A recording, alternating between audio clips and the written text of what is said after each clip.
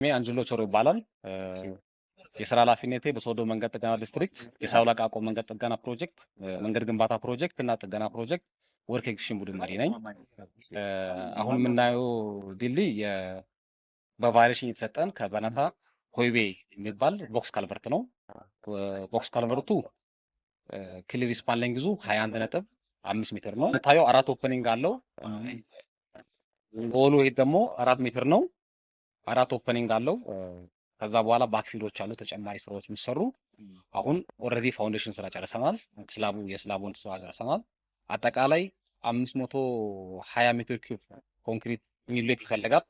ከዛ ውስጥ ቦቶም ወሉ 105 አካባቢ ወደ 105 አካባቢ ኮንክሪት የሚፈልገው ሞልተን ጨርሰናል። ካቶፕ ወሉን ሰርተናል። አሁን የሚቀረው የሱፐር ስትራክቸር ስራ የወሉና የቶፕ ስላብ ስራ ነው የሚቀረን።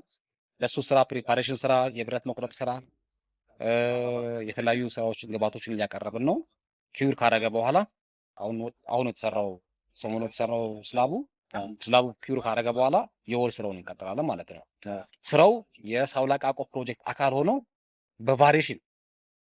በቫሪሽን በናታ ቱቶይ ቤት ተብሎ የተሰጣ አንዱ የፕሮጀክት አካል ነው።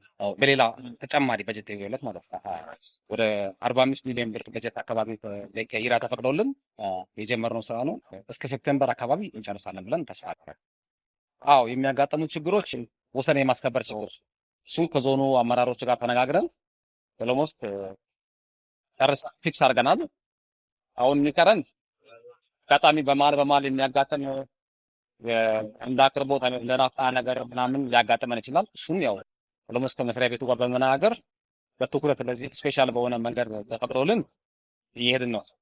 ከዛ ባሻገር ቀጣይ ላይ ምናልባት ዌዘር ኮንዲሽኖች ሊያጋጥሙ ይችላሉ።